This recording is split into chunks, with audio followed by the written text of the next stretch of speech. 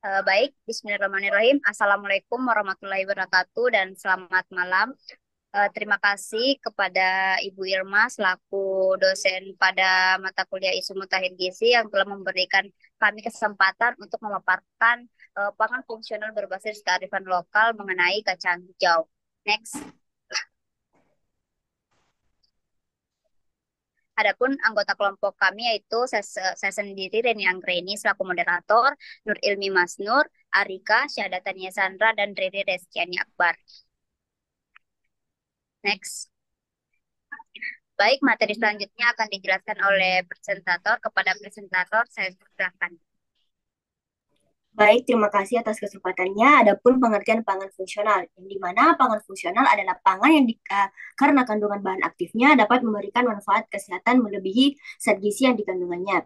Pangan fungsional harus memenuhi kebutuhan sensorik, gizi, dan fisiologis.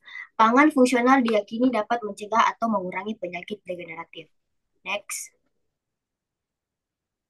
Adapun pengertian kacang hijau, seperti teman-teman yang ketahui, kacang hijau merupakan salah satu sumber bahan pangan jenis kacang-kacangan yang berprotein nabati tinggi.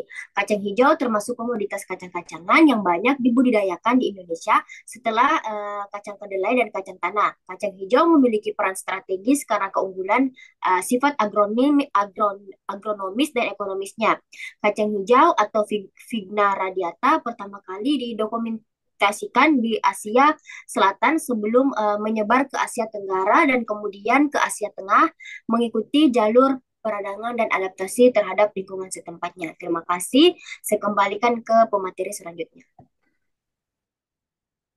Baik, adapun kandungan nilai gizi dari kacang hijau per 100 gram yaitu yang pertama ada energi 109 kalori, proteinnya 8,7 gram, lemak 0,5 gram, karbohidrat 14,3 gram, zat besinya atau Fe 1,5 gram, vitamin B1 atau tiamin 0,12 miligram, vitamin B2 atau riboflavin 0,24 miligram, dan vitamin C-nya sekitar 3 miligram. Adapun manfaat utama dari kacang hijau ini yang pertama, protein dalam kacang hijau untuk regenerasi sel. Kacang hijau ini mengandung protein nabati tinggi yang berperan penting dalam proses regenerasi sel tubuh. Protein ini juga membantu memperbaiki jaringan yang rusak dan mempertahankan kesehatan otot serta organ tubuh lainnya. Yang kedua, lemak tak jenuh yang baik untuk jantung. Lemak yang tak jenuh ini Kandungan lemak tak jenuh pada kacang hijau bermanfaat untuk menjaga kesehatan jantung. Lemak ini membantu mengurangi kolesterol jahat atau LDL dalam tubuh, sehingga dapat mencegah penyakit jantung dan menjaga fungsi kardiovaskular. Adapun peran vitamin B2 atau riboflavin dalam penyerapan protein, yaitu mendukung proses penyerapan protein yang penting untuk pemeliharaan energi dan kesehatan tubuh. Vitamin ini juga membantu mengoptimalkan metabolisme tubuh. Dan yang keempat ada sumber mineral utama untuk kesehatan tulang, di mana kacang hijau mengandung mineral seperti kalsium dan fosfor yang berperan menjaga kekuatan dan kepadatan tulang. Mineral ini membantu mencegah masalah gizi yaitu osteoporosis dan menjaga kesehatan gigi. Baik, saya kembalikan ke presentator berikutnya. Baik, selanjutnya ada kontribusi dalam pengembangan masalah gizi. Yang pertama yaitu peran kacang hijau dalam mencegah anemia. Kacang hijau merupakan salah satu bahan makanan yang mengandung zat-zat yang diperlukan untuk pembentukan sel darah dan mencegah anemia karena memiliki kandungan fitokimia dalam kacang hijau yang sangat lengkap sehingga dapat membantu proses hematopoiesis. Kacang hijau juga mengandung vitamin C yang membantu dalam melakukan penyerapan zat besi atau Fe dalam tubuh. Kemudian yang kedua, potensi kacang hijau untuk mengatasi stunting, di mana kacang hijau dapat membantu mengurangi risiko stunting karena memiliki kandungan protein, vitamin, dan mineral yang sangat penting untuk pertumbuhan anak. Next.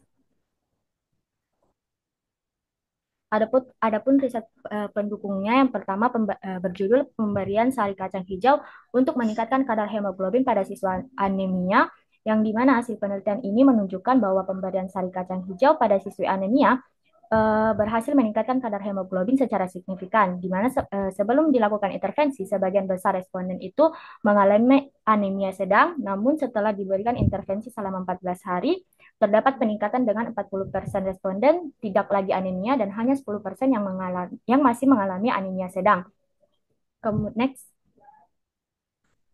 Kemudian riset pendukung yang kedua berjudul Inovasi Makanan Biskuit Kacang Hijau dan Daun Katuk sebagai PMT dalam pencegahan stunting, yang dimana hasil pada penelitian ini menunjukkan bahwa konsumsi biskuit kacang hijau dan daun katuk tersebut selama 6 bulan dapat meningkatkan status gizi dan pertumbuhan anak secara signifikan dibandingkan kelompok kontrol yang hanya menerima makanan tambahan biasa. Penelitian ini juga memberikan bukti ilmiah bahwa biskuit kacang hijau dan daun katuk dapat menjadi alternatif efektif dalam program pencegahan stunting di Indonesia dengan meningkatkan asupan protein, zat besi, dan vitamin esensial yang dibutuhkan selama masa pertumbuhan anak. Baik, itu saja saya serahkan ke presentator selanjutnya.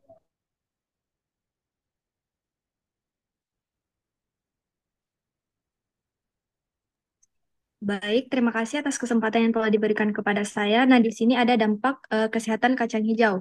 Nah, kacang hijau sendiri memiliki berbagai manfaat bagi kesehatan tubuh berkat kandungan gizinya yang melimpah seperti protein, serat, vitamin, dan mineral.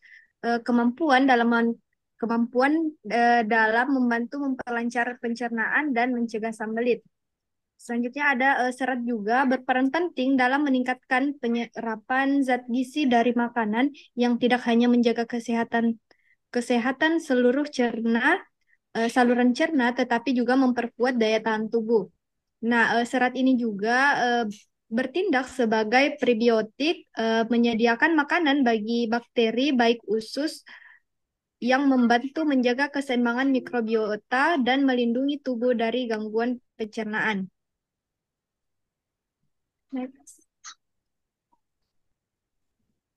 Nah, kacang hijau ini sendiri dapat menjadi beberapa olahan. Yang pertama ada bubur kacang hijau, di mana bubur kacang hijau ini adalah jenis makanan yang dibuat dari bahan pokok kacang hijau dengan perebusan, penambahan bumbu-bumbu dan bahan kimia lainnya sehingga mendapatkan kacang hijau yang menjadi lunak.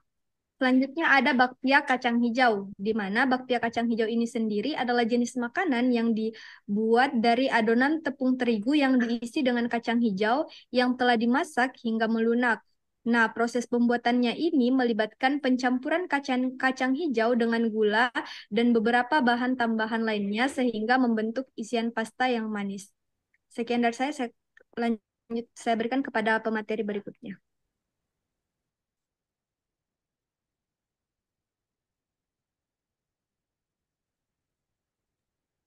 Baik, adapun olahan kacang hijau ya yaitu onde-onde kacang hijau. Nah, onde-onde kacang hijau adalah jenis makanan tradisional yang terbuat dari bahan dasar kacang hijau yang telah direbus dan dihaluskan.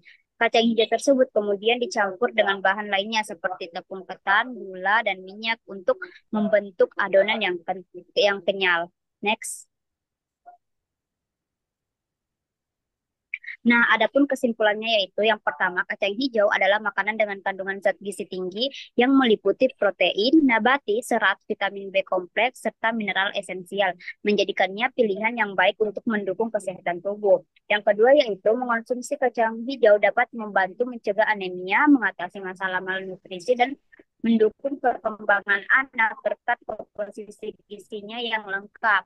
Ketiga yaitu kacang hijau bisa diolah menjadi berbagai hidangan tradisional seperti bubur kacang hijau, bakpia, dan onde-onde yang tidak hanya lezat tetapi juga kaya akan zat gizi.